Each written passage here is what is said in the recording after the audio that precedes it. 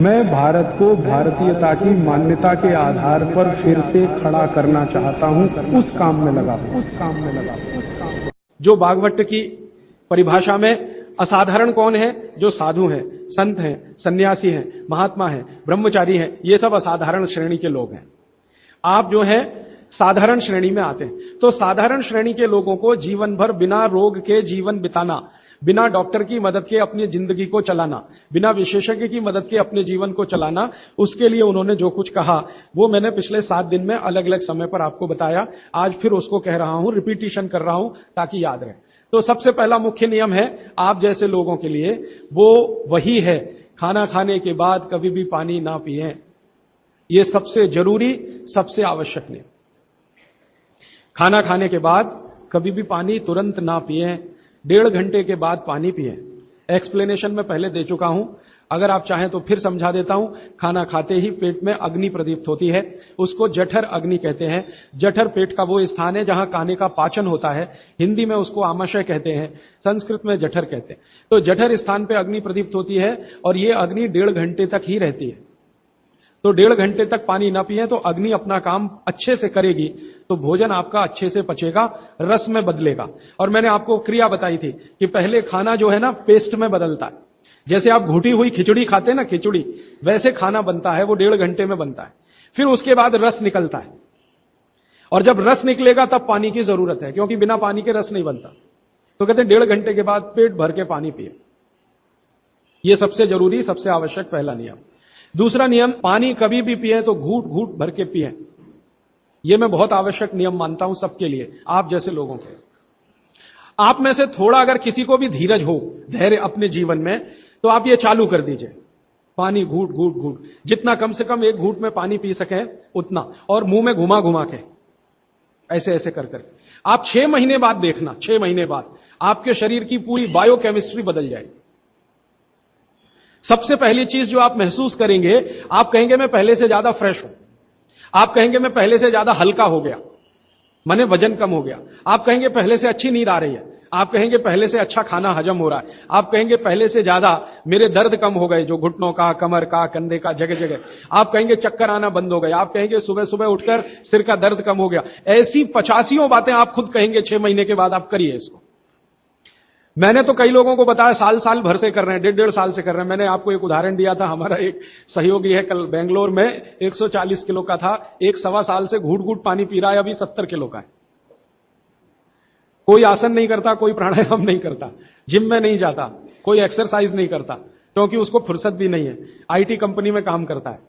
लेकिन इतना जरूर करता है, पानी जब भी पिएगा घूट घूट पिएगा, खाने के 1.5 घंटे बाद ही पिएगा। यह अद्भुत है। इस नियम को मैंने हजारों लोगों पे करके देखा है, एकदम एक्सीलेंट रिजल्ट है, कई बार तो चमत्कारिक रिजल्ट है।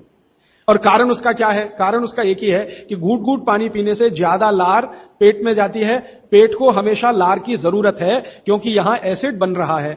एसिड खाने के समय में जो निकले तो खाना पचे, खाने के आगे पीछे जो एसिड निकलता है वो डाइल्यूट होना ही चाहिए, नहीं तो वो पूरे रक्त में जाकर उसकी एसिडिटी बढ़ा देता है। और वही एसिडिटी है जो आपको हार्ट अटैक लाती है, कार्डियक अरेस्ट की तरफ ले जाती है, ब्रेन हेमरेज करा देती है, पैरालाइज्ड हो जाते हैं आप। गंभीर से गंभीर रोग इसी एक नियम के ना होने से होते हैं। आप पानी गटागट गटागट जो पी रहे हैं, यही एक छोटी सी गलती जिंदगी में आपको सबसे भारी पड़ेगी। ठीक है? तो पहला नियम मैंने आपके लिए कि पानी खाने के 1.5 घंटे बाद पीना, हमेशा पानी घूट घूट भर के घुमा घुमा के पीना है। सुबह का पानी हो या दोपहर का, शाम का, जब भी पिए घूट घूट भर के। पानी कैसे पिए? तो इन्होंने कहा ऐसे करके पिए। ये अच्छा नहीं है, आपके लिए अच्छा नहीं। आपको पानी हमेशा पीना है तो शरीर के नजदीक रख के ही पानी पिए। हमारे भारत में, मैं आपको एक बात ऐसी कहता हूं जो थोड़ी सी हटकर है, लेकिन आपको समझाने में मदद करे। भारत में हजारों साल की जो सभ्यता है, गिलास नहीं है। ये गिलास जो है ना विदेशी है, गिलास भारत का नहीं है। ये गिलास जो है ना यूरोप से आया, और यूरोप में पुर्तगाल से आया। ये पुर्तगाली जब हमारे देश में घुस गए, तब से गिलास में हम फंस गए।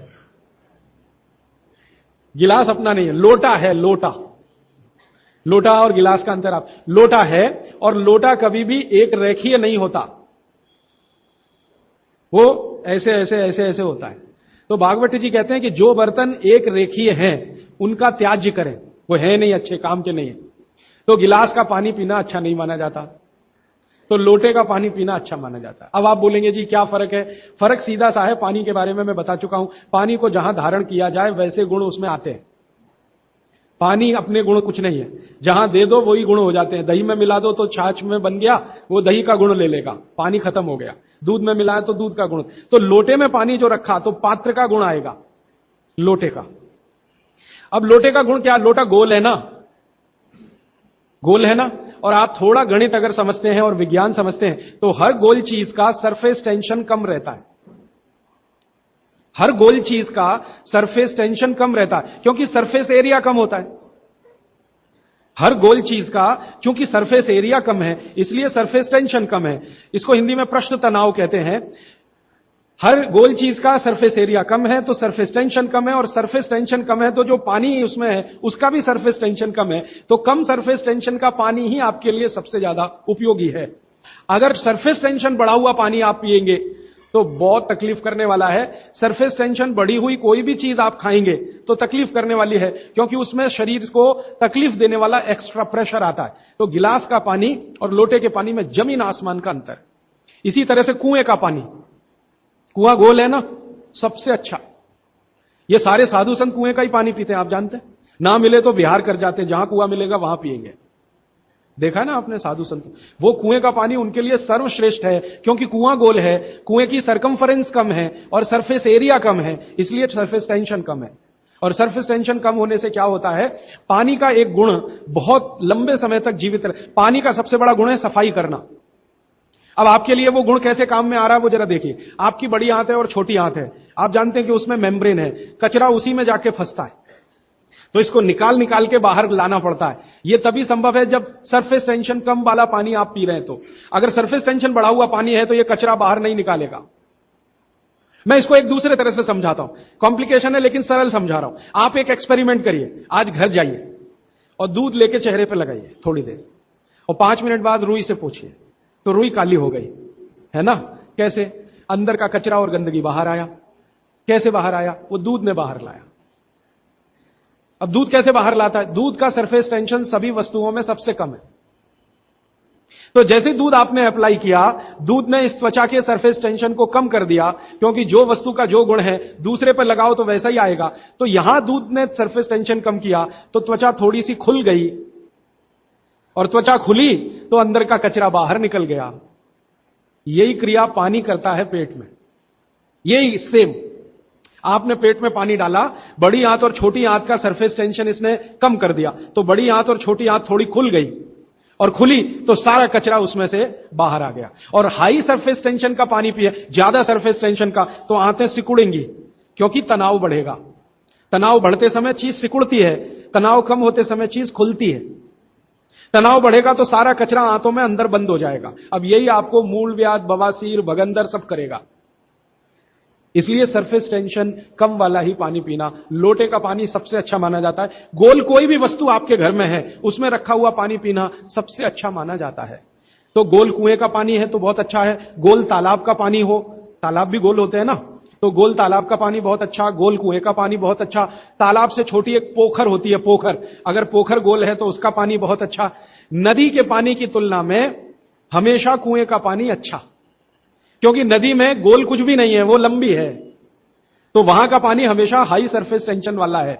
और नदी से ज्यादा खराब समुद्र का, और सबसे अच्छा पानी लोटे का। लोटे जैसी कोई भी गोल चीज है तो अच्छा। अब आप इसको प्रकृति में भी महसूस करेंगे, बारिश का पानी गोल होकर ही नीचे आता है, माने बूंदें सब गोल हैं, क्योंकि उनका सरफेस टेंशन हमेशा कम है। तो ये विश्लेषण लंबा चला जाएगा, लेकिन मैंने यहां जो आपको याद दिला दिया वो ये कि पानी पी रहे हैं तो गिलास में ना, ज्यादा अच्छा है लोटे में पिएं।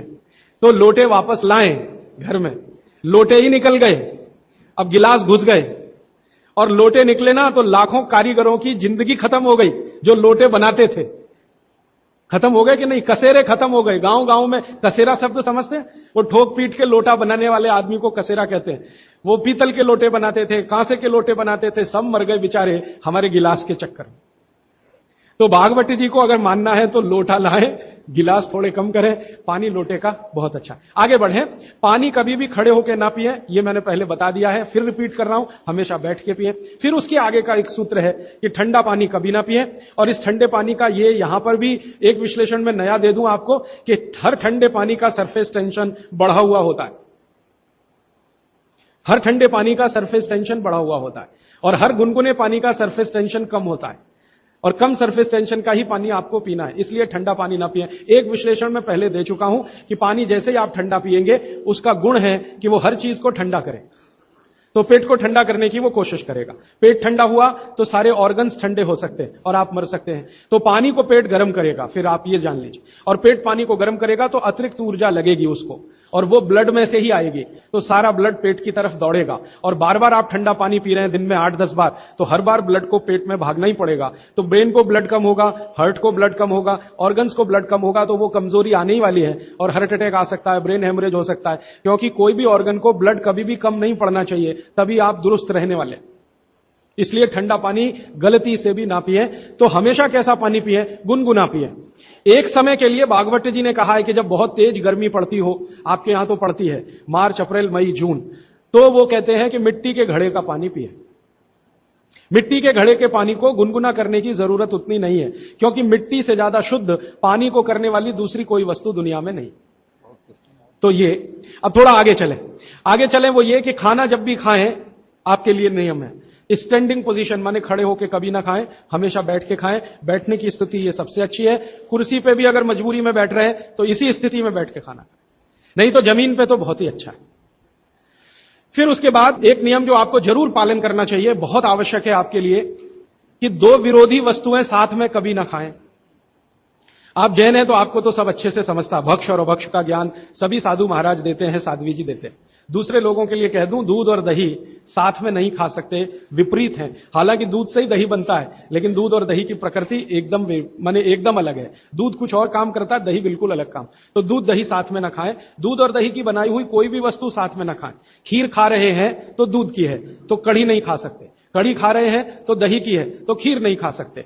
कुछ भी ऐसी वस्तु जिसमें दूध और दही उपयोग है वो साथ में नहीं। एक इसी तरह से शहद और घी आपके लिए बिल्कुल वर्जित है, आप बिल्कुल साथ में ना खाएं। शहद अलग खाएं, घी अलग खाएं। शहद ना खाएं तो भी चलेगा, गुड़ खाएं। अच्छा, ये बड़ी विचित्र स्थिति है, गुड़ और घी साथ में जरूर खाएं, शहद घी साथ में ना खाएं। गुड़ को बेहतर तरीके से अगर खाना चाहते, गुड़ तो वैसे ही सबसे बेहतरीन चीज है दुनिया की, लेकिन और बेहतर बनाना चाहते हैं तो उसमें जरूर घी मिला के खाएं। तो गुड़ घी चलता है, शहद घी नहीं कभी भी। इसी तरह का एक नियम है कि जैक फ्रूट माने फणस, कटहल दूध के साथ सबसे खतरनाक है।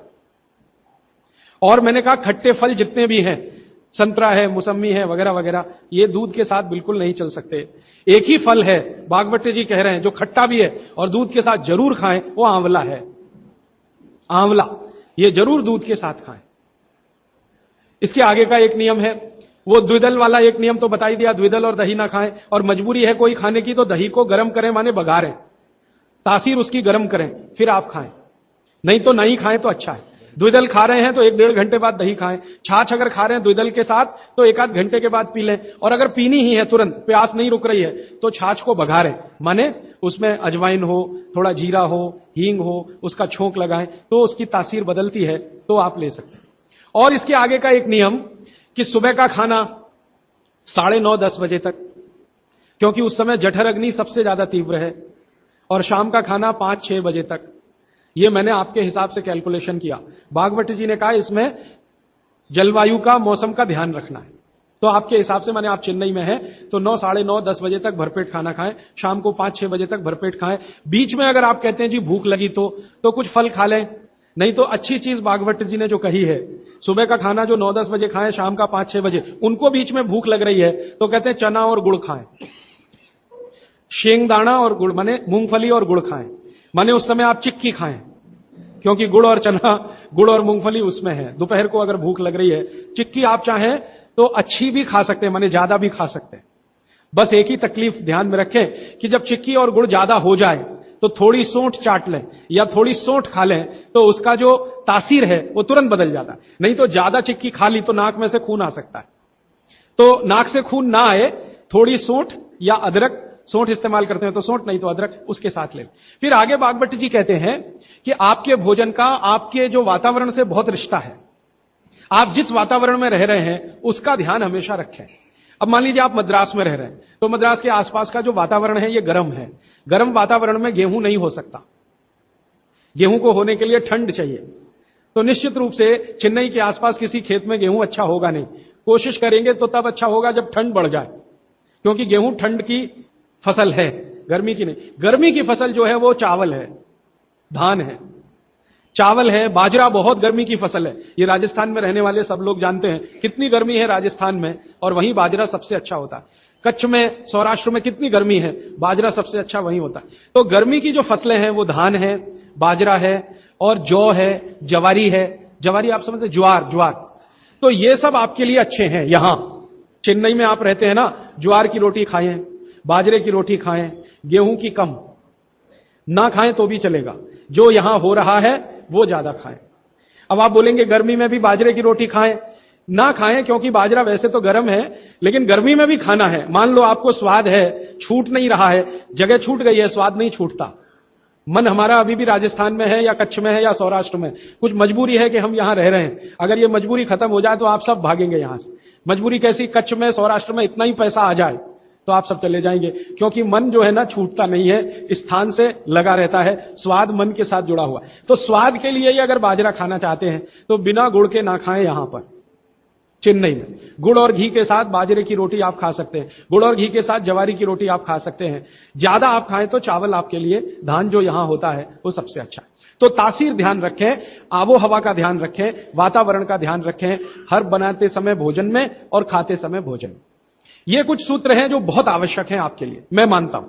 जो मैंने आपको पिछले एक 45 मिनट या 30 मिनट में जो रिपीट किए, जिनको मैं बहुत आवश्यक मानता हूं। और इसमें से एक सूत्र छूट गया जो बहुत आवश्यक, सुबह सुबह उठकर पहले पानी पिएं। सुबह सुबह उठकर पहले पानी पिएं। कारण मैं बता चुका हूं कि उठते ही आपके मुंह में जो लार बन रही है वो बहुत बहुत बहुत कीमती है, उसकी कीमत लगा नहीं सकते आप, वो एकदम अमूल्य चीज है। वो अंदर ही जाए तो अच्छा है। तो आप उठते ही पानी पीने का नियम बनाएं। कितना पानी पिए, मैंने बताया था 18 से कम उम्र के जो बच्चे हैं उनको लगभग 1.5 से 2 गिलास, 60 से ऊपर के जो बुजुर्ग हैं उनको भी 1.5 से 2 गिलास, और आप जिस उम्र में हैं 18 से 60 तो कम से कम 3 गिलास। पीने का तरीका वही है, सिप सिप सिप सिप करके पीना। और ये सुबह का पानी अकेला पानी है जो बिना प्यास के भी पीना। जी, ये मुख्य नियम मैं मानता हूं आपको जरूर धारण करने चाहिए। और मेरी एक दूसरी गुजारिश है, आप जितने भी लोग बैठे हैं इन सब नियमों को पालन करें। आज से कुछ ने तो शायद शुरू भी किया है 2-3 दिन से, जरूर पालन करें। हो सकता है कि 6 महीने के बाद, 8 महीने के बाद मेरी आपकी फिर मुलाकात हो, तब आप मुझे इसकी रिपोर्टिंग करें। रिपोर्टिंग करें क्यों? मैं आप सबको बागभट्ट का चेला बनाना चाहता हूं। मैं ये चाहता हूं, मैं विनम्रतापूर्वक कह रहा हूं, मैं ये चाहता हूं कि जो ज्ञान मैंने 6 साल में लिया, ये साल भर में आपके पास पूरा पहुंच जाए। क्यों? आप तो इसको अपने जीवन में पालन करके स्वस्थ रह ही सकते हैं, अपने परिवार को भी रख सकते हैं और पड़ोसियों को भी रख सकते हैं। और भागवत ने कहा है कि जो अपने दुखों को दूर कर ले और दूसरों के दुखों को दूर करने का काम करे वही मोक्ष का भागी है, माने भागीदार हो सकता है। तो मैं चाहता हूं आप सब मेरे साथ मोक्ष में चलें, वहां भी हम यही करेंगे तो आप अच्छे हो जाएंगे, देश भी अच्छा हो जाएगा। ये कहकर मैं अब प्रश्नों की तरफ चल रहा हूं। प्रश्न मेरे पास भरपूर आ चुके हैं। मैं कोशिश ये करूंगा कि जो प्रश्न एक बार उत्तर आ गया उसको दोबारा नहीं दूंगा। हो सकता है किसी व्यक्ति ने वो प्रश्न रिपीट किया। ज्यादातर प्रश्न जो है वो रोगों से संबंधित हैं, इस रोग में क्या करें, उस रोग में क्या करें। तो सबसे पहला प्रश्न जो मैं सबसे आसान मानता हूं, आंखों के नीचे काले धब्बे आ गए हैं तो क्या करें। मैं इसका उत्तर पहले दे चुका हूं, फिर दोहराऊं। आपको सबसे अच्छा आसान उपाय मैं बता रहा हूं, वो ये, जिनको भी डार्क सर्किल है सवेरे उठें, सबसे पहला जो आपका थूक है, मुंह का लार है, इसको आंखों के नीचे लगा के मालिश करें, हल्की हल्की मालिश करें। आपके सारे डार्क सर्कल खत्म हो जाएंगे। और ये जो सुबह का मुंह का लार है, इससे आप अपने त्वचा रोग भी ठीक कर सकते हैं। खाज है, खुजली है, दाद है, सोराइसिस है, इचियोसिस है, एक्जिमा है, हर जगह इसको अप्लाई करें और हल्की हल्की मालिश करें। कोई कहेगा कि बहुत ज्यादा शरीर में है तो इतना तो थूक बनता ही नहीं है और पूरे शरीर पे लगाना पड़े तो ऐसी स्थिति में आप मुझे व्यक्तिगत रूप से शाम को 4 बजे मिलें, मैं आपको एक ऐसी दवा बता दूंगा या लिखा दूंगा जो थूक भी बढ़ा देगी और आपकी शरीर की खाज खुजली दाग धब्बे सब मिटा देगी। वो व्यक्तिगत है। नींद बराबर नहीं आती, नींद बराबर नहीं आती है तो इसका माने एक ही आप जान लीजिए कि आपके शरीर में अगर वात बढ़ा हुआ है, वायु बढ़ी हुई है, तो अच्छी नींद कभी नहीं आएगी। तो इसके लिए बहुत सरल उपाय मैंने बताया था, रात को गाय का घी हल्का गर्म करके दोनों नाक में डाल के सोएं। गाय का घी हल्का गर्म करके जब वो तरल हो जाए उतना ही गर्म करें और एक एक बूंद दोनों नाक में डालें और हल्के से खींचें, ज्यादा तेज नहीं, बस इतना करेंगे अंदर चला जाएगा। बहुत खींचने की जरूरत नहीं क्योंकि आगे चला जाएगा, जहां नहीं जाना चाहिए वहां भी चला जा सकता है। तो हल्का खींचकर छोड़ दें और सो जाएं, भूल जाएं। फिर नींद बहुत अच्छी आएगी, खर्राटे बिल्कुल बंद हो जाएंगे, स्नोरिंग बिल्कुल खत्म हो जाएगी। नींद के समय जो खराब खराब सपने आ रहे हैं वो सपने कभी आएंगे नहीं, अच्छे ही सपने आएंगे। जब भी आएंगे रात में नींद कभी खुलेगी नहीं, 6 घंटे के पहले आप उठेंगे नहीं। कम से कम रात की नींद खुलने का एक वो तकलीफ आ गया ना, पेशाब आती है, नींद खुल जाती है। घी डाल के सोएंगे तो रात को नींद कभी नहीं खुलेगी, 6, साढ़े 6, 7 घंटे के बाद ही खुले। और बच्चों को तो जरूर करें, इससे और एक फायदा होगा, स्मरण शक्ति बढ़ेगी। ठीक है, तो अब एक ही कागज पर ये 3 प्रश्न थे, तीनों उत्तर दे दिए। अब आगे जिस कागज में ये प्रश्न आएंगे उत्तर नहीं दूंगा। अभी है हाई ब्लड प्रेशर, रक्त का ऊंचा दबाव, अस्थमा, पेट की कब्जी, और इसमें भी फिर आ गया है त्वचा का कालापन, वो मैं उत्तर दे चुका हूं। अब मैं आ जाता हूं ब्लड प्रेशर हाई है। वैसे तो ब्लड प्रेशर हाई और लो होना ये काल्पनिक चीज है, कभी बाद में चर्चा करूंगा, लेकिन अगर आपके मन में बैठ गई है तो इतना ही जान लीजिए कि आपको जब लग रहा है और डॉक्टर कोई कह रहा है कि आपका बीपी हाई है, तो समझ लीजिए, इसको बागवती जी दूसरे सूत्र में कहते हैं कि रक्त की अम्लता बढ़ी हुई है, एसिडिटी बढ़ी हुई है। अब रक्त में अम्लता है तो अम्लता को खत्म करने के लिए क्षारीय चीज खाएं, क्षार चीज खाएं, क्षार। अब क्षार वाली चीजें क्या है? सबसे अच्छी क्षार की चीज है मेथी, सब्जी के रूप में भी और दाने के रूप में मेथी। दूसरी क्षार वाली चीज है, आप में से जैन है तो वो नहीं खाएंगे, लेकिन जो जैन नहीं है उनको बता देता हूं, गाजर। तीसरी क्षार वाली चीज है कोई भी ऐसा फल जिसमें रस नहीं है, कोई भी ऐसा फल जिसमें रस नहीं है। सेब ये क्षारीय है, केला ये क्षारीय है, अमरूद ये क्षारीय है। कोई भी ऐसे फल याद रहेगा आपको जिसमें रस नहीं है, ये सब क्षारीय है। सब्जियों में पालक क्षारीय है, बैंगन क्षारीय है। आलू के बारे में कहते हैं ना अम्लीय ना क्षारीय, वो बीच का है। तो जो सब्जियां आपको क्षारीय हैं और जो मसाले माने औषधियां क्षारीय, इनका उपयोग करें तो अम्लता अपने आप कम होगी, तो ब्लड प्रेशर कम होगा, तो ट्राइग्लिसराइड कम होगा, मोटापा भी कम होगा, सब कुछ कम होगा आपका। तो हमेशा याद रखें। तो मेथी दाने का उपयोग मैंने बता दिया है, पानी में डाल के रात को छोड़ दें, सुबह उठकर दाना चबा के खाएं, पीछे से पानी पिए। गाजर का उपयोग बता दिया, कद्दूकस में घिसें, गाजर ले लें और वो कद्दूकस की गाजर को खा लें। और क्षारीय चीज मेथी की सब्जी रोज खाएं, पालक की सब्जी रोज खाएं। हरे पत्ते की कोई भी सब्जी क्षारीय होती है, हरे पत्ते की कोई भी सब्जी क्षारीय होगी, और फल जिसमें रस नहीं है वो सब क्षारीय होंगे। बस याद इतना ही रखें। तो आप अगर उपयोग करेंगे तो हाई ब्लड प्रेशर तो जाएगा ही, उसके साथ ब्लड कोलेस्ट्रॉल कम रहेगा, ट्राइग्लिसराइड कम रहेगा, मोटापा कम होगा, पेट आपका कम होगा, और उसके अंत में हार्ट अटैक आएगा नहीं। ब्लॉकेज भी है तो निकल जा। और एक क्षारीय चीज मैं भूल गया बताना, लौकी, दूधी। सब्जियों में सबसे ज्यादा क्षारीय कोई चीज है तो दूधी, माने लौकी ज्यादा खाएं, दूधी ज्यादा खाएं, और उसका रस भी पिए, कच्ची दूधी का तो और अच्छा है। जितने भी हाई बीपी के मरीज हैं उनके। अस्थमा भी जो एक बीमारी है ना, वो वायु के प्रकोप की बीमारी है। तो अस्थमा ज्यादा है तो इसके लिए जो मैं बहुत बार बोल चुका हूं, फिर बोल रहा हूं, दालचीनी ये क्षारीय है, दालचीनी का उपयोग करें शहद के साथ। शहद क्षारीय है तो दालचीनी, शहद। शहद नहीं ले सकते तो गुड़। ये जो नारियल होता है ना, नारियल, मैंने आपको थोड़ी देर पहले एक बात कही है और मुझे याद आ गई, तो मैंने आपसे कहा जो भी फल में रस नहीं है वो क्षारीय है और जो भी फल में रस है वो अम्लीय है। लेकिन ये नारियल अद्भुत फल है जो क्षारीय है रस होते हुए भी, तो ये क्षारीय है। अब ये क्यों है, ये बाद का विषय। तो आप अगर अस्थमा से शिकार हैं, दमा के शिकार हैं, तो नियमित रूप से नारियल खाइए, हरा नारियल खाइए, कच्चा नारियल जिसको कहा जाता है, चबा चबा के खाइए। कितना खाएं जी?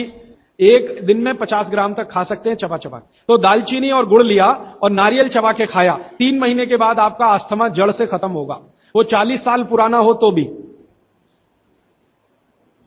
इसके बाद हां, बाकी तो आंखों की। मुंह में छाले बहुत रहते हैं। ये मुंह में छाले बहुत रहते हैं, इसका माने पेट आपका साफ नहीं है, बड़ी आंत आपकी कचरे से भरी हुई है। तो मुंह में छाले रहते हैं तो सुबह सुबह का जो मैंने नियम बताया ना, पानी उठते ही पिए, घूट घूट पिए, तो छाले अपने आप खत्म। जैसे ही बड़ी आंत साफ हो जाएगी, छाले कभी नहीं आएंगे। और अगर आपको यह करने के बाद भी छाले में आराम नहीं मिल रहा है, तो आपको एक सरल आसान दवा बता देता हूं, जो होम्योपैथी की दुकान में मिलती है, जो बड़ी आंत को सबसे जल्दी से साफ कर देती है। उस दवा का नाम है बोरेक्स। सुहागा, सुहागा आप सब जानते हैं ना, सुहागा आंत को साफ करने वाली सबसे तीव्र दवा है, तीव्र। इसी का डाइल्यूशन करके होम्योपैथी में बनाया बोरेक्स। तो ले लें, किसी भी होम्योपैथी की दुकान से खरीद लें, 30 पोटेंसी में या 200 पोटेंसी में। इसके 3 ही खुराक लेंगे तो जीवन भर के लिए छाले की बीमारी आपकी आएगी नहीं, क्योंकि यह तुरंत बड़ी आंत को साफ करता है। पानी करेगा, धीरे धीरे करेगा। बोरेक्स तो एक ही दिन में काम करता है, लेकिन बागवती जी कहते हैं ये एक ही दिन का चक्कर छोड़ना चाहिए, तुरंत हर चीज का रिजल्ट मिल जाए। वो कहते हैं जीवन में कोई भी चीज फास्ट है ही नहीं, हर चीज स्लो है। तो कोशिश करिए पानी से ठीक करें, और अगर आप बहुत परेशान हैं तभी बोरेक्स का इस्तेमाल करें। और यह दवा हमेशा पानी में डाल के लें, 1 बूंद डाल दें पानी में, और उस पानी के 3 हिस्से करके उसको पी लें। 1 कप पानी हो, आधा कप पानी हो, चौथाई कप पानी हो। अभी आगे का एक प्रश्न। अच्छा, गाय के मूत्र के बारे में मैंने आपसे कहा था, तो उस पर प्रश्न आए हैं 4-5। गोमूत्र सही गाय का है या उसको कोई बीमारी है? किस तरह की प्रॉब्लम हो सकती है? अगर गोमूत्र सही नहीं है तो उस हाल में क्या करना चाहिए? मैं आपको विनम्रतापूर्वक एक एक्सपेरिमेंट जो हमने किया वो बता देता हूं। गाय को हमने 6 साल जहर खिलाया। एक गाय पर यह एक्सपेरिमेंट हमने किया, 6 साल जहर खिलाया, सबसे खराब जहर खिलाया। उसका नाम है संखिया, अंग्रेजी में कहते हैं आर्सेनिक। तो हमने गाय को दिया, चारे में मिलाकर दिया, बहुत मामूली मात्रा में, क्योंकि हम जानते हैं ज्यादा देंगे तो गाय मर जाएगी। हमें यह देखना था कि ये थोड़ा थोड़ा जहर देते हैं तो उस पर असर क्या आता है। तो 6 साल जिस गाय पर हमने ये प्रयोग किया, वो गाय अभी भी जीवित है, अभी भी जीवित है और स्वस्थ है, तंदुरुस्त है। हमने हर बार उसको संख्या दिया और हर दिन उसके मूत्र में टेस्ट किया, आया कि नहीं आया, क्योंकि ऐसे कहते हैं ना, खाओ तो सब कुछ आने ही वाला है मूत्र में और ब्लड में। तो 6 साल लगातार उसको संख्या खिलाने के बाद भी उसके मूत्र में 1.0000 में चले जाएं, उतना भी संख्या कभी नहीं आया। अद्भुत है ये। अब मुझे पुरानी बातें इसमें जोड़नी है। बहुत लोग कहते हैं ना, गाय के गले में शंकर भगवान का निवास है। वो शायद शंकर जी ने पी लिया। शंकर जी तो मशहूर है ना, खराब से खराब जहर पीने के लिए। तो शायद गले में शंकर जी हैं गाय के, तो वहीं रुका। और सच में हमने ये देखा, इसमें मैं एक्सेजरेशन नहीं कर रहा हूं, आप चाहें तो वो गाय कभी भी आके देख सकते हैं। हमने उसके गले के आसपास महसूस किया 6 साल में एक ब्लू कलर का रिंग बन गया है, ब्लू कलर का। और वहां से ब्लड निकाला, उसको टेस्ट किया तो उसमें पूरा संख्या है, माने आर्सेनिक है। गले के नीचे वो गया ही नहीं, गले में ही रुक गया। शंकर भगवान ने शायद रोक लिया। तो आप बेखटके गाय का मूत्र पी लीजिए। आपके दिल में ऐसा लग रहा है वो कचरा खा रही है, आप चिंता मत करिए, ये कचरा जाएगा नहीं उसके मूत्र तक। भगवान ने उसके शरीर में ऐसी व्यवस्था करके रखी हुई है। लेकिन अच्छा ये होगा आपके दिल और मन की तसल्ली के लिए कि गाय अच्छा चारा खाती हो, साफ सुथरे वातावरण में रहती हो और नियमित घूमने के लिए जाती हो, उसका मूत्र जरूर पिएं, वो सबसे ज्यादा लाभकारी तो है। लेकिन कुछ मजबूरी आ गई, मजबूरी से मतलब मैं समझाना चाहता हूं। आप एक ऐसी जगह रहते हैं जहां गाय कचरा ही खाती है और आपको ऐसी कोई गाय मिल ही नहीं रही है जो शुद्ध चारा खाती हो और बराबर घूमने जाती हो, और आप किसी बीमारी से तड़प रहे हैं, परेशान हैं, और वो बीमारी में आपको गोमूत्र चाहिए ही, तो बिना संकोच के ले लें। उसका हानि तो नहीं करेगा, कुछ फायदा ही कर जाए। गोमूत्र के बारे में अब तक की जो रिसर्चेज है वो ये है कि इसके साइड इफेक्ट है नहीं। शरीर पता है क्या करता है, आपने मूत्र ज्यादा भी पी लिया तो ये शरीर 20 मिनट के बाद उसको पेशाब के साथ अपने आप ही निकाल देता है, रहने ही नहीं देता उसको। तो थोड़ा ज्यादा पी लिया या खराब पी लिया, वो निकल ही जाएगा, जो काम का है उतना ही रह जाएगा। अब गाय का ऐसा बना भगवान ने बनाया है, इसलिए भागवत जी कहते हैं कि ये विशेष तरह का एक जानवर या प्राणी है जो भगवान ने बहुत सोच समझ के बनाया। तो गाय के बारे में इतना। अच्छा, अर्थराइटिस के लिए किसी ने पूछा है। अर्थराइटिस के अब जितने भी प्रश्न आएंगे उनका एक ही साथ ही उत्तर है कि अर्थराइटिस की समस्या अगर बहुत गंभीर है और डॉक्टर आपको कोई ये कह रहा है कि जी ऑपरेशन करा लो, तो हाथ जोड़कर कहता हूं ऑपरेशन तो कभी मत कराना, क्योंकि आप जिस स्थिति में हैं उससे भी ज्यादा खराब हो जाएगी। इस हिंदुस्तान के भूतपूर्व प्रधानमंत्री श्री अटल बिहारी वाजपेयी ने दुनिया के सबसे बड़े डॉक्टर से ऑपरेशन कराया था, नहीं कराया? स्पेशल चार्टर्ड प्लेन भेजकर अमेरिका से उस डॉक्टर को बुलाया, डॉक्टर राणावत, और उसने दुनिया के सबसे अच्छे घुटने कप्स लाकर अटल जी को फिट किए हैं। अटल जी को देख लीजिए आप, पहले तो थोड़ा चल लेते थे, अब तो चलना ही बंद हो गया, सिर्फ व्हील चेयर पर ही रहते हैं, और वो खुद कहते हैं कि मैं पहले से ज्यादा तकलीफ में हूं। तो आप मत करिए। फिर आप बोलेंगे जी क्या करें, डॉक्टर बोलता है ऑपरेशन मत कराइए। आप क्या करें, अर्थराइटिस के लिए जो सबसे अच्छे कॉम्बिनेशन बागवती जी के हैं उनका उपयोग करिए। उसके लिए सबसे अच्छा वो बोलते हैं चूना खाइए, चूना क्षारीय है, अम्लता को कम करता है, ज्यादा अम्लता बढ़े तो अर्थराइटिस होता है, तो चूना खाइए। खाने का तरीका मैंने बता दिया, दही में, छाछ में, पानी में, जूस में, और एक दिन में अर्थराइटिस के पेशेंट 2 ग्राम खा सकते हैं, स्वस्थ आदमी तो 1 ही ग्राम खाए। चूना खाइए। मेथी दाना लीजिए, क्षारीय है। और सबसे क्षारीय चीज जो है वो है हार सिंगार का पेड़। हार सिंगार देखा है? परिजात हार सिंगार, छोटा सफेद रंग का एक फूल आता है और केसरिया डंडी होती है। सफेद फूल और केसरिया डंडी, बहुत तेज खुशबू है, रात को ही खिलता है। रात रानी भी कुछ लोग कहते हैं, हार सिंगार कहते हैं। ये पेड़ के जो पत्ते हैं वो ब्रह्मांड में सबसे ज्यादा क्षारीय माने जाते हैं, जो भी औषधियां। तो इसके पत्ते कहीं भी मिल जाएं, 4-5 पत्ते पीसिए, पीसकर पानी में डालिए, खूब उबालिए। पानी इतना उबालिए कि थोड़ा कम हो जाए, आधा रह जाए, फिर ठंडा कर लीजिए। फिर वही पानी चाय की तरह से चुस्कियां ले लेकर सवेरे खाली पेट पीजिए। मैंने ये देखा है, गंभीर से गंभीर अर्थराइटिस पेशेंट को हफ्ते 10 दिन में ही रिलीफ कर देता है।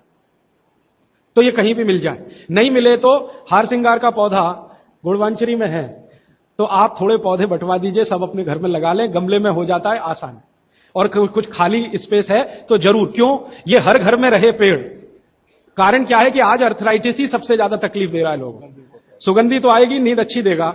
जहां आपका बेडरूम है उसके पीछे जरूर लगा लीजिए, और उसका पत्ता आपको अर्थराइटिस से मुक्ति देगा। और दोनों तरह की अर्थराइटिस, रूमेटिड और ऑस्टियो, दोनों ही खत्म होती है इस हार सिंगार के पत्ते से। आइसक्रीम कब खा सकते हैं? कभी भी नहीं, कभी भी नहीं। और अगर आइसक्रीम खा ही रहे हैं, आप कहते हैं जी मन नहीं मानता, स्वाद है और मुंह को लग गया है, अब क्या, तो इसका एक उपाय बता देता हूं। आइसक्रीम खाइए और पीछे से गर्म पानी में घी मिला के पी लीजिए, तो जो कुछ भी तकलीफ वो करने वाली है उससे आप बच जाएंगे। ना खाएं तो सबसे अच्छा।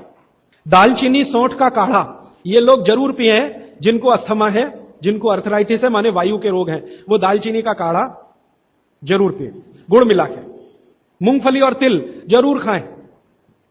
भगवान की दी हुई तिल दुनिया की सबसे अद्भुत वस्तु है। मैं तो आपको कहता हूं, जिंदगी भर मोटापे से बचना है, हार्ट अटैक से बचना है, आपको अर्थराइटिस से बचना है, तो रोज खाने के बाद तिल खाएं, चबा चबा के। काला तिल मिले तो बहुत अच्छा, नहीं तो सफेद ही खाएं। और आप जहां रहते हैं यहां के लिए तो बहुत ही अच्छा, मद्रास जैसे एरिया के लिए। एसिडिटी कम करने के लिए क्या करें? अम्लीय चीज ना खाएं, क्षारीय चीज ज्यादा खाएं, एसिडिटी कम होगी। और पानी घूट घूट पिए, 1-1.5 घंटे के बाद पिए, सुबह उठते ही पानी पिए, एसिडिटी सबसे पहले खत्म होगी। और आखिरी दवा जो सबसे प्रभावी है, जिनको भी एसिडिटी की बहुत तकलीफ है, खाने के बाद ये जो अजवाइन है ना, अजवाइन, इसको भूने तवे पे और थोड़ा काला नमक मिला के ले लें। मिश्री का सेवन बहुत अच्छा है, चीनी से बहुत अच्छा, लेकिन गुड़ से थोड़ा कम अच्छा। मिश्री चीनी की तुलना में तो बहुत अच्छी है और गुड़ से कुछ कम अच्छी है। तो चीनी छोड़ रहे हैं तो मिश्री पे चले जाइए, मिश्री छोड़कर गुड़ पे आ जाइए। हाँ, एक किसी ने सवाल पूछा है कि आप कौन सी जगह पे परमानेंट मिलते? मैं परमानेंट कहीं नहीं मिलता। लोग जो है ना मुझे कहते हैं कि राजीव दीक्षित रेल आश्रमी है, माने हर दिन ज्यादा से ज्यादा मैं रेल में मिलता हूं। तो परमानेंट मिलने के लिए एक केंद्र है, आपको उसका पता किताब में है, वो आप ले लीजिए, फोन नंबर। वहां आप कोई भी चिट्ठी भेजेंगे, मैं जहां भी रहता हूं मेरे पास आ जाती है। और ईमेल करेंगे तो मैं हर जगह खोल खोल के मेरा मेल बॉक्स चेक करता रहता हूं। तो वो पता जो वर्धा सेवाग्राम का है, भारत पीठम 10 ज्योतवानी लेआउट, सेवाग्राम रोड, सेवाग्राम, जिला वर्धा, महाराष्ट्र, ये मेरा परमानेंट केंद्र है। वहां आप पत्र भेज सकते हैं, फोन भी कर सकते, वहां फोन कभी भी करें तो पता चल जाएगा मैं कहां हूं। और मेरा मोबाइल नंबर आप सबको मैं चाहूं तो लिखा देता हूं, 9422903599 9422903599। ये मेरा मोबाइल नंबर है। और ईमेल एड्रेस है RAJIVDIXITABA RAJIVDIXITABA@rediffmail.com। और निरंजन भाई, प्रदीप भाई, ये कभी भी आप इनको संपर्क करेंगे तो ये कहीं भी खोज के बताएंगे कि मैं कहां हूं। अभी मेरे पास एक प्रश्न है, वो इस समय के विषय से तो नहीं जुड़ा, लेकिन मैं जोड़ के जरूर उत्तर दे देता हूं। आजकल हमारे घरों में पेप्सी कोक से भी ज्यादा नूडल्स खाया जा रहा है। पेप्सी कोक कम हुआ है पिछले 2-3 साल में, अच्छा हुआ, नूडल्स खाया जा रहा है। तो नूडल्स के बारे में आपको एक जानकारी दे दूं कि सबसे खराब वस्तु अगर खाने की कोई हो सकती है, कचरे में कचरा, तो वो यही है नूडल्स। एक तो मैदे की है, ऊपर से सड़ा हुआ है। 6-7 दिन मैदे को सड़ा के रखा जाए तब नूडल्स तैयार होता है। और इस नूडल्स में टेस्ट लाने के लिए सूअर के मांस का रस मिलाया जाता है। बिना उसके नूडल्स बन ही नहीं सकता। जो मैगी है ना, मैगी या कोई भी नूडल्स, सूअर के मांस का रस, सड़ा हुआ मैदा, 6-6 दिन पुराना, उससे तैयार हुआ है। अब आप तय कर लो खाना है या नहीं खाना। एक प्रश्न है जिसका उत्तर दे नहीं सकता। किसी ने कहा आज की शिक्षा बहुत बेकार है, वैकल्पिक शिक्षा की बात बताइए। तो समय ज्यादा है, आप मुझे ईमेल करिए, मैं लंबा जवाब दूंगा। गाय का घी कान नाक में डालने के लिए मैंने बोला था, तो वो उत्तर दे चुका हूं, फिर रिपीट इसलिए कर रहा हूं कि गलती ना करें। घी को हल्का गर्म करना है, ज्यादा नहीं। गाय का घी नाक में डालने के लिए हमेशा हल्का गर्म करना है, ज्यादा नहीं। और एक ही बूंद एक नाक में, दूसरी बूंद दूसरी नाक। हां, एक बहुत अच्छा सवाल है, दैनिक जीवन में कौन सा नमक खाएं? सबसे अच्छा सेंधा नमक खाएं। और इसको याद ऐसे रखें, पत्थर वाला नमक खाएं। यह समुद्र के पानी का नमक कम से कम खाएं। पत्थर वाला नमक एक तो सेंधा नमक है, दूसरा नमक है जो काला नमक है, ये आप ज्यादा उपयोग करें। मेरा तो कहना है कि आज से ही घर में नमक तो तुरंत बदल दें। बदलते ही आपको असर दिखाई दे जाएगा। आपको जो तकलीफ है ना ब्लड प्रेशर की, अर्थराइटिस की, ये नमक बदलने से ही बहुत आराम दे देगी आप। तो सेंधा ही नमक। किसी ने कहा है कि गोमूत्र अर्क लेने में पहले दिन खराब लगा, 3 दिन खराब लगेगा, 3 दिन, चौथे दिन से अच्छा लगेगा। तो छोड़े नहीं उसको, एक दिन खराब लगा, छोड़िए मत, दूसरे दिन भी लीजिए, तीसरे। गोमूत्र अर्क है ना, तो 1 चम्मच से ज्यादा मत लीजिए। और गोमूत्र प्योर है तो आधा कप लीजिए। किसी को प्रश्न है कि दिन भर नींद आती रहती है, क्या करें? वैसे तो नींद आए तो अच्छा है, लेकिन दिन भर नींद आए तो अच्छा नहीं है, तो क्या करें? इसका मतलब यह है कि आपके शरीर में एक क्षार बहुत कम है, और यह वही क्षार है जो आपको सबसे ज्यादा मिलता है चूने से। जिनको दिन भर नींद आती है वो चूना खाएं, मट्ठे में मिला के, छाछ में मिला के। नारियल का तेल बालों में जरूर लगाएं। किसी ने पूछा है, लगाएं? जरूर लगाएं। नारियल का तेल आप खा भी सकते हैं, क्योंकि आप चेन्नई में रहते हैं। अगर आप पटना में रहेंगे तो नहीं खा सकते नारियल का तेल, चेन्नई में रहते हैं तो जरूर खा सकते। मालिश करना चाहें जरूर करें। डायबिटीज के लिए क्या करें? डायबिटीज का जो सबसे अच्छा उपाय मैंने बताया था, मेथी दाना और त्रिफला चूर्ण। त्रिफला चूर्ण माने हरडे, बहेड़ा, आंवला, 1-2-3 अनुपात वाला त्रिफला चूर्ण 1 चम्मच, मेथी दाना 1 चम्मच, दोनों मिलाकर गर्म पानी में रात को रख दें। सवेरे उठकर इस पानी को पी लें और उसमें जो कुछ है चबा के खा लें। 3-4 महीने नियमित करेंगे, ब्लड शुगर नॉर्मल आने की पूरी संभावना है। और नहीं आए 3-4 महीने में ब्लड शुगर नॉर्मल, तो एक मुझे ईमेल जरूर करें या फोन करें। शुगर खाना नहीं खाना, चीनी बिल्कुल बंद कर दीजिए, क्योंकि यही अकेली चीज है जो पचती नहीं आसानी से। बाकी चीनी छोड़कर कुछ भी खाइए। पथरी अगर है शरीर में, और थायराइड, थायराइड का सबसे अच्छा उपाय है धनिया पत्ता है ना, धनिया पत्ता, इसकी चटनी, धनिया पत्ते की चटनी बनाइए, पानी में मिला के पी जाइए। पानी गुनगुना रहे। कितनी चटनी? 1 चम्मच चटनी, उसमें कुछ डालिए मत, नमक मिर्ची कुछ मसाला नहीं, खाली धनिया पत्ते की चटनी। और जब तक धनिया मिल रहा है तो ये हरे पत्ते की चटनी, धनिया मिलना बंद हो जाए तो सूखा धनिया। ये धनिया जो है ना, थायराइड की सबसे अच्छी दवा मानी जाती है। पथरी, पथरी जिसको भी है वो चूना कभी ना खाएं, ये याद रखें। कहीं भी शरीर में पथरी है तो चूना कभी ना खाएं। तो फिर क्या खाएं? एक दवा है पत्थर तोड़ दवा, क्या बोलते हैं आप उसको? पाखंड भेद। शोभाकांत जी के यहां वो दवा है पाखंड भेद, कहीं भी मिल जाएगा। तो आप इसका काढ़ा बना के पिए।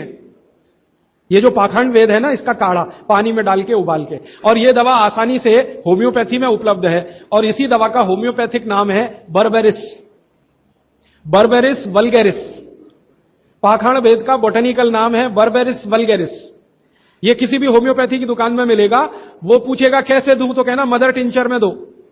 ये कोई भी घर में रखिए, आप बिल्कुल निसंकोच इस्तेमाल कर सकते हैं, साइड इफेक्ट कुछ नहीं है इस दवा का।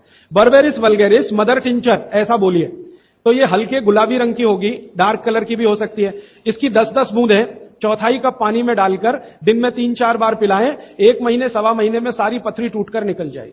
और नहीं तो पाखंड वेद जो दवा मिले आयुर्वेद की, उसका काढ़ा बना के 15-20 दिन ले ले। काढ़ा जल्दी तोड़ता है पत्थर को, बर्बेरिस को समय ज्यादा लगता है। पानी में चूना मिला के पी सकते हैं, जरूर पीजिए, पथरी वाले नहीं। दांतों का दर्द, दांतों के दर्द की सबसे अच्छी दवा है लौंग। लौंग इस्तेमाल करिए, लौंग का तेल इस्तेमाल करिए। और दांतों में दर्द हो ही नहीं तो थोड़ा थोड़ा चूना खाते रहिए। और दांतों में दर्द हो ही नहीं तो दातुन करते रहिए, दंत मंजन करते रहिए, पेस्ट बंद कर दीजिए। हां, अभी एक जरूरी प्रश्न आया, शराब और गुटखा छोड़ने के लिए क्या करें? जरूर आप इसको ध्यान से नोट कर लीजिए, ये बहुत लोगों के काम। शराब, गुटखा, तंबाकू, सिगरेट और बीड़ी, ये 5 बुराइयां व्यसन के रूप में हमारे घरों में आई हैं और देश का सर्वनाश किया है। इनके बचने के लिए बहुत अच्छा है, संकल्प शक्ति से बचें तो अच्छा है। भागवती जी कहते हैं किसी भी व्यसन से बाहर आना हो तो संकल्प शक्ति के साथ आइए तो अच्छा। नहीं है संकल्प शक्ति तो दवा का उपयोग करिए। तो क्या दवाएं हैं आपके पास? सबसे अच्छी दवा है शुद्ध गाय का मूत्र, अर्क नहीं, शुद्ध गाय का मूत्र। दूसरी दवा आपके घर में है अदरक या सौंठ। जिनको शराब से छुड़ाना है, बाहर निकालना है, उनको अदरक और सौंठ ज्यादा खिलवाइए, रस पिलवाइए अदरक का, सौंठ का काढ़ा बना के दीजिए, गुड़ मिला के दे सकते हैं सौंठ का काढ़ा बना के। और गोमूत्र पीने को बोलिए। नियमित रूप से अगर आधा कप भी गोमूत्र पिया तो 1.25 महीने में शराब छूट जाती है। शराब जो पीते हैं, बीड़ी सिगरेट जो पीते हैं, उनके शरीर में एक केमिकल बढ़ जाता है, उसका नाम है सल्फर। और सल्फर को कम करने के लिए सल्फर ही चाहिए। आयुर्वेद में कहा है ना कि विष को विष मारता है, तो सल्फर बढ़ता है। तो सल्फर कम करने के लिए बाहर से सल्फर चाहिए, और बाहर का सबसे अच्छा सल्फर गोमूत्र में है। सर्दी जुकाम, सर्दी जुकाम ज्यादा है, बार बार है, सबसे अच्छी दवा है। आप अगर बच्चों के लिए ले रहे हैं तो कफ दूर करना है उनका, कफ नाशक सबसे अच्छी दवा मैंने पहले दिन बताई थी, शहद है। दूसरी, शहद नहीं लेते तो गुड़ है, तो बच्चों को गुड़ दीजिए ज्यादा। एक, उनको चूना भी दे सकते हैं, चूना कफ का भी नाश करता है, वात का तो करता ही है, कफ का भी करता है, तो चूना दे सकते हैं। गाय का घी नाक में डाल सकते हैं। हल्दी जबरदस्त कफ नाशक है, तो दूध में हल्दी मिलाकर दीजिए। और दूध हल्दी थोड़ा घी मिलाएं तो और भी अच्छा कॉम्बिनेशन है। तो जिनको सर्दी जुकाम बार बार होते हैं उसके लिए। पित्त बढ़ा है तो क्या करें? देशी गाय का घी खाइए। देशी गाय का घी गरम गरम पानी में डालकर पिए तो सब पित्त को शांत करेगा। और दूसरी चीज मैंने पहले बता दी है, अजवाइन और काला नमक, ये भी पित्त बढ़े तो शांत करेगा उसको। एक मेरे पास डिफिकल्ट केस है, ये मुझे व्यक्तिगत रूप से मिले। कोई एक महिला है, उसकी लंबाई लगातार बढ़ रही है, ये मुझे शाम को मिले 4 बजे। बाल उड़ गए तो क्या करें, बाल कम हो गए तो क्या करें, बाल झड़ रहे हैं तो क्या करें? तीनों में एक उपाय है, दही को तांबे के बर्तन में रखें, 5-6 दिन खूब खट्टा हो जाए, हरा हरा हो जाए तो इसको बालों में मालिश करें। 1 घंटे के बाद बालों को शीकाकाई से धोएं। हफ्ते में 1 दिन जरूर करें। त्रिफला शहद और गुड़ के साथ, सबसे अच्छा है गुड़ के साथ, सुबह खाएं, और दूसरा चाहें तो शहद के साथ भी खाएं। त्रिफला को औषधीय के रूप में लेना है, औषधि ऐसी जो धातुवर्धक है तो सुबह ही खाएं। और त्रिफला को रेचक के रूप में लेना है, माने पेट साफ करे, तो रात को ही खाएं सोने के पहले। बहुत ज्यादा छींकें आती हैं, नाक से पानी गिरता है, थोड़े दिन चूना खिलाएं और गाय का घी नाक में डालें। 15-20 दिन में छींकें भी बंद होंगी, पानी गिरना भी बंद।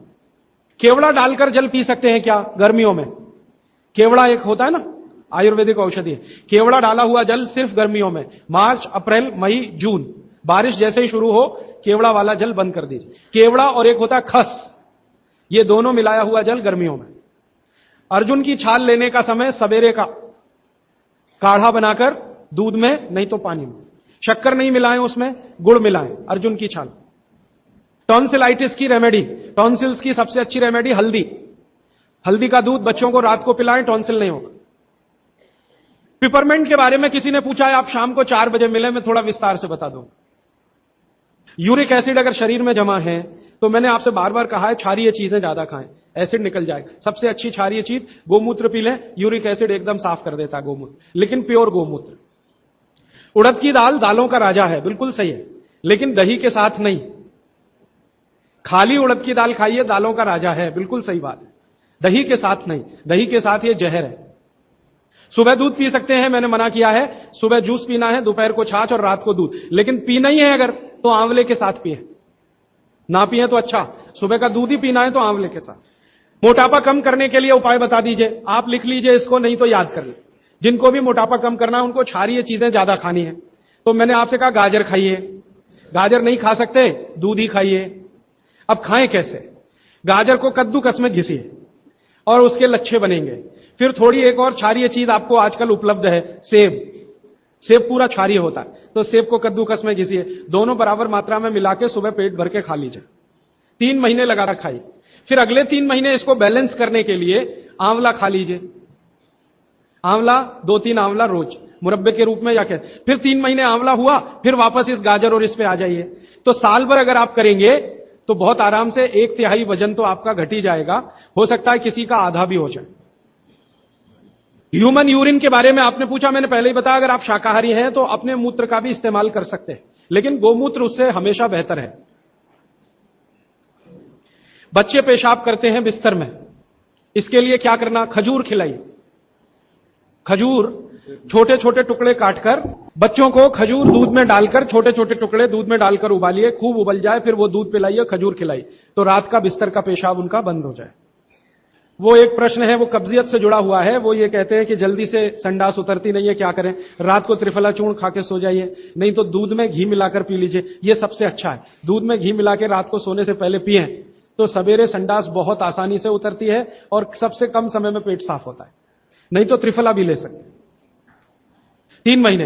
देखिए, एक नियम हमेशा याद रखिए, जो मैं बार बार कह, लगातार कोई भी दवा आयुर्वेद की 3 महीने से ज्यादा मत खाइए, और अगर जरूरत पड़ रही है तो थोड़े दिन ब्रेक दे दीजिए, 15 दिन का, 10 दिन का, 20 दिन का ब्रेक के बाद फिर अगले 3 महीने ले सकते हैं, फिर ब्रेक दे दीजिए। फिर ये नियम बहुत जरूरी है, नहीं तो तकलीफ बहुत दूसरी भी हो सकती। पीठ की हड्डी में दर्द है, चूना खाइए। बच्चों को खांसी की एलर्जी अगर है तो नियमित रूप से, मैंने कहा ना, ऐसी चीजें दीजिए, कफनाशक है, सूंठ है, पान का पत्ता है, शहद है, गुड़ है, ये सभी कफनाशक हैं। कितनी उम्र के बच्चों को त्रिफला दिया जा सकता है? अगर छोटे बच्चे हैं तो त्रिफला ना देकर आंवला दीजिए, और त्रिफला देने का समय अगर शुरू कर रहे हैं बच्चों को तो थोड़ा 3-4 साल हो जाने दीजिए उनका। 3-4 साल के पहले दे सकते हैं तो आंवला दीजिए। और वैसे तो मेरा कहना है 14 साल की बच्चों को आंवला ही अच्छा है, त्रिफला उनको ना ही दें। त्रिफला एक उम्र के बाद ही सबसे अच्छा होता है। बहुत अधिक उम्र में घुटनों का दर्द, कमर का दर्द, तरीका मैंने वही बताया, चूना सबसे अच्छा है। अधिक उम्र में चूना सबसे अच्छा, अर्थराइटिस के लिए, घुटनों के दर्द। एड़ी का दर्द और कोहनी का दर्द तो ऐसे ही मिट जाएगा जब पानी घूट घूट पीने लगेगी। जल्दी भूल जाए, स्मरण शक्ति कम हो, गाय का घी नाक में डालना सोते समय। नींद जल्दी ना आए तो क्या करना? गाय का घी नाक में डाल के सोना। हां, एक बहुत इंटरेस्टिंग प्रश्न आया, वो पहले दिन का जो मेरा व्याख्यान था कि फ्रिज का क्या करें। तो मैंने तो बोला था कि ये बंद कर दें, अगर आपका दिल नहीं मानता बंद करने के लिए, क्योंकि मैंने कहा ना, हिंदुस्तानियों में एक बुरी आदत है कचरे को इकट्ठा करने की। घर में डिब्बे इतने इकट्ठे रहते हैं, फालतू पड़े रहते हैं, फेंकते नहीं हमें, हमेशा ये सोचते हैं कभी काम आएंगे, कभी काम आएंगे। तो ये चक्कर घुस गया। अब पता नहीं ये अंग्रेजों के समय से आया या पुराना। तो फ्रिज भी वैसी ही कोई चीज है। तो एक बहन ने या किसी ने सवाल ये लिख के भेजा है कि फ्रिज में से हमने सब्जी निकाल के 48 मिनट रख दी, तो अब उपयोग कर सकते हैं? हां, कर सकते हैं। उसको शायद ये बात अच्छे से समझ में आई। वो 48 मिनट का जो किस्सा मैंने बताया ना, तो वो चाहती नहीं है कि फ्रिज घर के बाहर जाए, किसी तरह इसका उपयोग होता रहे। तो ये मजबूरी का खेल है, लेकिन कर लीजिए कि आप कुछ भी जो रखा है फ्रिज में, अगर उसको पकाना चाहते हैं, खाना चाहते हैं, तो निकाल के 48 मिनट रख दीजिए, फिर उसका उपयोग कर लीजिए सब्जी के रूप में। नहीं तो एक चीज मत करिए कभी भी, कोई भी चीज एक बार गर्म करके आपने फ्रिज में रख दी तो दोबारा गर्म मत करिए। वो दूध हो या सब्जी हो या दाल हो, करिए ही मत। क्या करना? निकाल के रख दीजिए, 48-50 मिनट रखी रहे, वो अपने आप थोड़ी गर्म हो जाएगी, प्रकृति की गर्मी से, फिर वही खा लीजिए। गर्म तो दोबारा बिल्कुल मत करिए। फ्रिज के दूध को दोबारा गर्म कभी मत करिए, फ्रिज की दाल को दोबारा गर्म कभी मत करिए, फ्रिज की सब्जियों को दोबारा गर्म मत करिए। चटनी भी फ्रिज में से निकाल के रख के खाइए। दही भी, फ्रिज में दही रख देते हैं, 48 मिनट रखा रहने दीजिए, फिर आप उसका उपयोग करिए, तुरंत निकाल के और छाछ बना के, वो बिल्कुल मत करिए। मेवा खाना चाहिए कि नहीं? सूखा मेवा जरूर खाइए, ड्राई फ्रूट्स आप जरूर खाइए, लेकिन जो ड्राई फ्रूट्स आपके लिए अनुकूल हैं, आप जहां रहते हैं वहां के हिसाब से मैं कह रहा हूं, सबसे अच्छा बादाम आपके अनुकूल है। आपके अनुकूल काजू नहीं है, बादाम बहुत अनुकूल है मद्रास में रहने वालों को, काजू अनुकूल है जम्मू कश्मीर में रहने वाले, तो बादाम भरपूर खा सकते हैं। और जो दूसरी चीज अनुकूल है, मुनक्का, किशमिश। किशमिश और मुनक्के में थोड़ा अंतर है। बड़ी किशमिश को मुनक्का, तो मुनक्का और किशमिश ये आपके बहुत अनुकूल है। बादाम आपके बहुत अनुकूल है। मखाना 50-50 है। ज्यादा अनुकूल तो बिहार उत्तर प्रदेश वालों को है, और थोड़ा चले तो झारखंड वालों को। आपके लिए 50-50, ना बहुत प्रतिकूल है ना बहुत अनुकूल है, बीच का है। और बाकी जो अखरोट वगैरह हैं ये आपके अनुकूल नहीं। अखरोट खाना चाहिए हमेशा ठंड में रहने वाले लोगों को, आपके लिए अखरोट बिल्कुल अनुकूल नहीं। और ड्राई फ्रूट्स क्या खाते हैं आप? चिरौंजी क्या कहते हैं उसको? जो चिरौंजी है वो आपके लिए अनुकूल है, चेन्नई के आसपास के लोगों के लिए अनुकूल है, वो आप खा सकते हैं।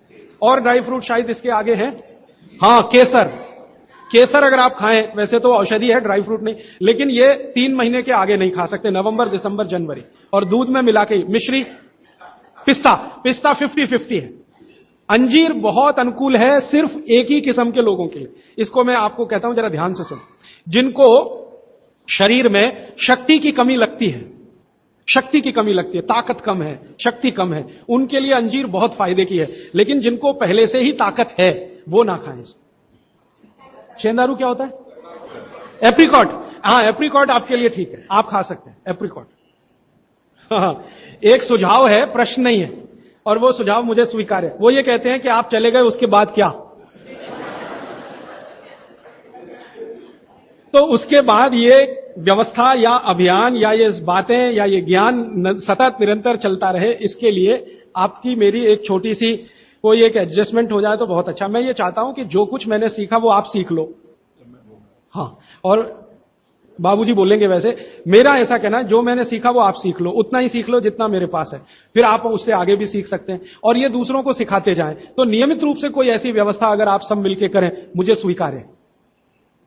सुबह का पानी तांबे के बर्तन का पी सकते हैं जिनको कब्जियत की बहुत तकलीफ है, लेकिन शरीर में तांबा ज्यादा हो तो वो नहीं पिए। लेकिन सबसे अच्छा जो सम पानी माना जाता है, जिसमें आपको कुछ सोचना ही नहीं पड़ेगा, सादा बर्तन का, माने वो पीतल के उसमें रखा हुआ या कांसे के उसमें रखा हुआ, नहीं तो स्टील में रखा हुआ, गर्मी के दिनों में घड़े का, मिट्टी के घड़े, तांबे का पानी पी सकते हैं। हां, क्योंकि कुचालक है ना लकड़ी, और तांबा बहुत ज्यादा सुचालक है। एक होता है कंडक्टर और एक बैड कंडक्टर। तांबा सबसे बड़ा कंडक्टर है और लकड़ी सबसे बड़ा बैड कंडक्टर है। तो ये अगर आपने तांबा पिया माने, तो अर्थ के साथ जो कांटेक्ट है ना नंगे पांव, तो वो खत्म करेगा आपको। इसलिए पांव में चप्पल रहे, लकड़ी के पट्टे पे खड़े रहे, प्लास्टिक की चप्पल पहन के हो, रबर की चप्पल पहन के हो, तभी तांबे के बर्तन का पानी पीना अच्छा है। केन वाटर, बहुत लोग आजकल केन वाटर पी रहे हैं, ऐसा प्रश्न आया, तो ये क्या अच्छा है? बिल्कुल अच्छा नहीं। तो आप बोले फिर क्या करें? आपके घर जो पानी आ रहा है टैप वाटर, इसको खूब अच्छे से उबाल लें, उबाल कर इसको रख लें, फिर उसी को पिए। ये केन वाटर से 1000 गुना अच्छा है। केन वाटर पता है क्या है? ये पानी को शुद्ध करने के लिए ब्लीचिंग करते हैं उसकी। उस ब्लीचिंग में क्लोरीन इस्तेमाल होता है, फ्लोरीन इस्तेमाल होता है, और वो फिर शरीर में जाए तो बहुत खराब है। और केन वाटर का टेस्ट सादा पानी से बिल्कुल अलग होता है। तो केन वाटर से 1000 गुना अच्छा है टैप वाटर, लेकिन उबाल कर रखा गया। हां, एक सवाल आ गया है जो अब तक किसी ने नहीं पूछा, शायद आपको पूछने के लिए मन में तो होगा, लेकिन आपने क्यों नहीं पूछा। महिलाओं से संबंधित ये सवाल है मेंसेस पीरियड का। 2 सवाल आए हैं। एक तो ये है कि व्हाइट डिस्चार्ज बहुत होता है, तो क्या करें? तो इसके लिए आप ऐसा करिए, एक आयुर्वेद की दवा इस्तेमाल करिए, उसका नाम है शतावरी। शतावरी कहीं भी मिलती है आयुर्वेद की दुकान पर। शतावरी चूर्ण के रूप में ले लीजिए। इस शतावरी चूर्ण को दूध में मिला लीजिए और रात को जरूर पीजिए। दूध हल्का गर्म रहे, और शतावरी डाल के दूध उबाल भी सकते हैं, फटता नहीं। शतावरी, जिनको भी व्हाइट डिस्चार्ज की समस्या है, शतावरी। और दूसरी कि जब भी मेंसेस पीरियड आता है, बहुत दर्द होता है, तकलीफ होती है, इचिंग बहुत होती है, तरह तरह की खुजलियां होती है शरीर में, गुस्सा बहुत आता है, चिड़चिड़ापन वगैरह वगैरह, तो आपका जब भी मेंसेस पीरियड होता है तो आपके शरीर में वायु बहुत बढ़ी हुई है, पित्त भी थोड़ा बढ़ा हुआ रहता है। इसका बहुत आसान उपाय मैं बता देता हूं, भागवत जी का है, मेरा नहीं। वो ये कहते हैं कि मेंसेस पीरियड में सब कुछ ठीक रहे, समय से आए समय से जाए, ज्यादा रक्त ना निकले और कम भी ना हो, इस सब चीज ठीक रखने के लिए गरम गरम पानी में, जो इतना गरम हो जैसे चाय होती है, घी मिला के पिए। गरम गरम पानी में, खूब गरम पानी में, गाय का घी आपके घर है तो बहुत अच्छा, नहीं तो कोई भी घी, भैंस का भी चलेगा, 1 चम्मच मिलाएं, आधा गिलास खूब गरम पानी खौलता हुआ घी मिला दें, थोड़ा पीने लायक हो जाए उतनी देर रखें, फिर इसको चुस्कियां ले लेकर पिएं। अगर आपका मासिक 5 दिन चलता है, 4 दिन चलता है, 3 दिन, दिन से मतलब नहीं, जितने दिन चलता है उतने दिन। कितनी बार पी सकते हैं? दिन में 2 या 3 बार पी सकते हैं। तो अगर आपने ये शुरू किया तो सब कुछ आपका नॉर्मल हो जाएगा, सब कुछ। मेनोरेजिया है तो ठीक होगा, मेट्रोरेजिया तो ठीक होगा, सब ठीक हो जाएगा। मैं ज्यादा नहीं कहना चाहता, आप सब समझदार हैं। हर चीज आपकी दुरुस्त और तंदुरुस्त रहेगी। डिस्चार्ज व्हाइट है तो शतावरी लेना है, और पानी में घी मिला के किसी भी दूसरी प्रॉब्लम के लिए, मेंसेस पीरियड, ये घी पानी मेंसेस पीरियड में ही पिए, इसको ध्यान से सुने। मेवा से वेट बढ़ता है, काजू को छोड़कर किसी भी मेवा से वेट नहीं बढ़ता। काजू ही है जो वजन बढ़ाता है, बाकी कोई भी सूखा मेवा वजन नहीं बढ़ाता। मुंह से बदबू आती है तो समझ लो पेट साफ नहीं है, तो रात को त्रिफला खा के सो, नहीं तो दूध और घी मिला के पियो, सुबह उठते ही पानी पी लो, मुंह की बदबू बंद। हाथ पैर सुन्न हो जाते, मतलब चूना खाते रहिए। हां, अब ये एक सवाल ऐसा है कि चूने से जीभ फट जाती है, तो आप चूना अगर सीधे जीभ पे खाएंगे तो फटेगी, पानी में डालकर खाएंगे कभी जीभ नहीं फटेगी, दही में डालकर खाएंगे नहीं फटेगी, मट्ठे में पिएंगे तो नहीं फटेगी, जीभ पर चाटेंगे चूना तो जरूर जीभ फटेगी। अब किसी ने एक सवाल पूछा, हनी के केमिकल कंपोनेंट्स बताइए। वो किताब में पूरा है, आप पढ़ लीजिए। टीबी पेशेंट है, ट्यूबरकुलोसिस, तो आप जरूर उनको गोमूत्र पिलाइए। अगर खाली गोमूत्र, शुद्ध गोमूत्र, अर्क नहीं, खाली गोमूत्र आपने पिला दिया तो 3 से 4 महीने में टीबी जड़ से ठीक होती है। दही में, या तो छाछ में, या तो पानी में, नहीं तो पान में। चूना ये पान में जो खाते हैं वही। और 5 मिनट रुकिए, मैंने मेरा कंक्लूड किया है, लेकिन ये आज के लिए है, जिंदगी के लिए ये कंक्लूजन नहीं है, ये तो रास्ता अभी खुला है।